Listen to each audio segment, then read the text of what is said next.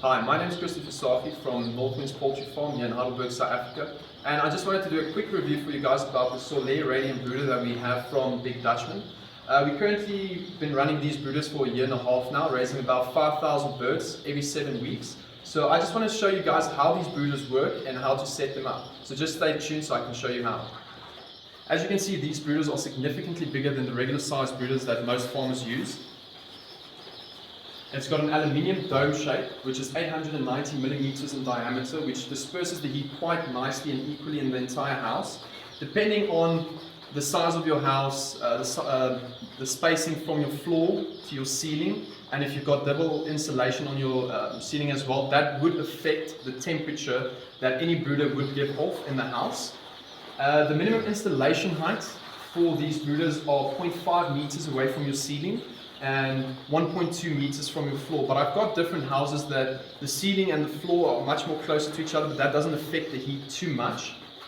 We raise about 1,250 birds on these brooders. The capacity of these brooders are about 2,000, but I prefer overcompensating in that department because you never know how cold it's going to be in winter, so you want to know I'm covered in that sense. These brooders are relatively very easy to use. It's easy to teach your staff as well on how to use these things. So let me quickly just show you how they operate. So you've got your main line that's connected to your brooder, your thermostat that regulates the temperature so it doesn't go too high or too low. You set your temperature here on the number dial, where 1 would represent 21, 2, 26, 3 would represent 30, and it goes up till 47 degrees on number 7. You've got your pilot light as well. That's how you start the brooder as well. And that's just the safety feature on it as well. So if your temperature does drop below a certain amount, it reignites with your pilot light. So your main line never closes up. It just reignites with your pilot. So just to show you how easy these brooders are to start up, you just switch on your main line. It's connected. These ones are connected to a 4 kilogram regulator. You just take the dial as well. Make sure it's set on pilot.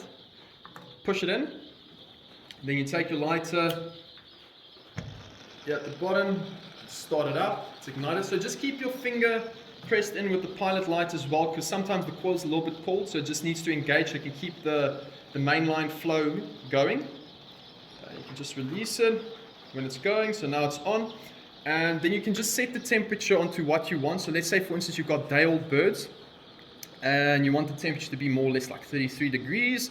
You just keep on turning your dial. I would set mine at 4. So now your main line is open, your brooder is going, and now it's basically sorted. So I would just say, well, for an example is, if your brooder is, let's say it gets over 33 degrees, what would happen is your brooder would automatically switch off, but your pilot light would still be going. So now the pilot light's engaged, but you can see your main line is still going, but it's not burning on the sides because it's actually reached the desired temperature. So that saves you money because it's not burning gas unnecessary and it's keeping the temperature a lot more constant. So as soon as the temperature does drop below, your brooder engages again because it senses with the thermostat that, listen, it's getting too cold now. So we'll keep on doing that through the night. So that prevents you from burning extra costs. So as a farm, you want to save as much as you want to. So for guys that are raising birds as for point of lays, you want to make sure that you're raising a proper point of lay chicken for your customers, because that's going to be your reputation at the end of the day, and you want to know that everything that you can have sorted at the end of the day is like that.